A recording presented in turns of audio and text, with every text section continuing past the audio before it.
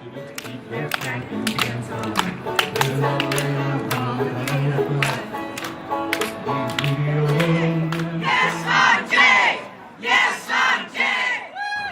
on November 4th, the voters of San Benito County had a chance to officially record their opinion.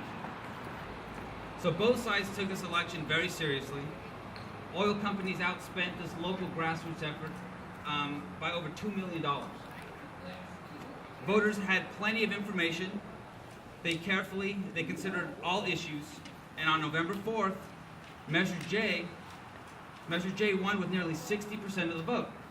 San Benito voters sent a very strong message to oil companies, and that message was that we do not support fracking or other high-intensity extraction methods here in San Benito County. Now, you would think that this battle would have ended on November 4th, but instead, the Citadel, the petroleum, has decided to turn their backs on this local election. They didn't get the results that they wanted, so now they say the election really never mattered. They didn't, and I find it absolutely absurd. I find it absurd that this petroleum company has filed a $1.2 billion claim against our county.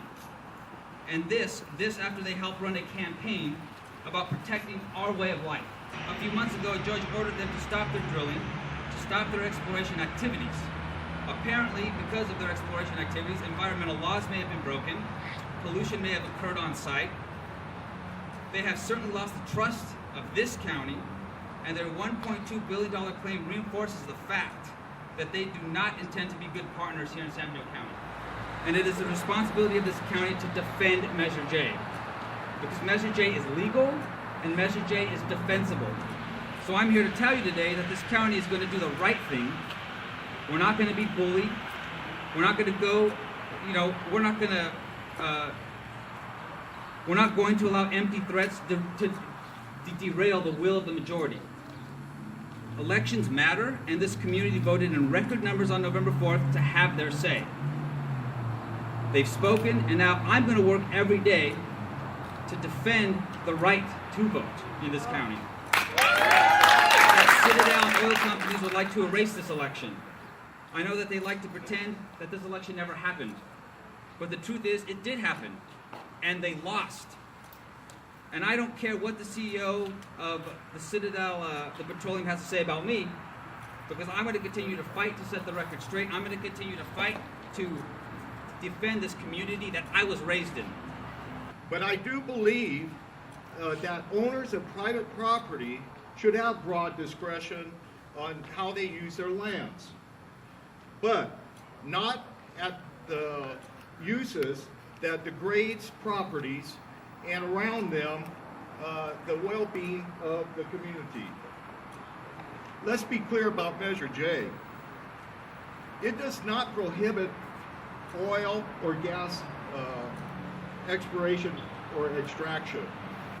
I decided to support Measure J because I was concerned that state and local regulations for fracking, steam injection, and acidization of wells could not protect our small county from activities such as Citadel, from companies like Citadel.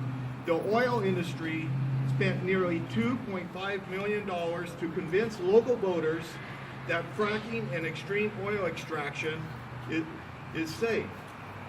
They clearly had the advantage. Their message was everywhere. The voters listened, but rejected the oil industry's message by a wide margin. Measure J will be enacted as law in San Benito County, and as supervisor, I will do all in my power to defend it and abide by the voters' will. Thank you very much. When we raised the issues about the right of the community to make decisions about their future, Armin basically said to the Santa Cruz Sentinel that in a fair world, people like us, all these people here, would be dragged into a courtyard and dealt with. And that gives you a sense of the lack of respect for democracy that this industry has. If we don't all raise a ruckus, Just who is going to stand up for our rights and tell these oil drilling firms to just keep their fracking pants on? We're not laying down without a fight.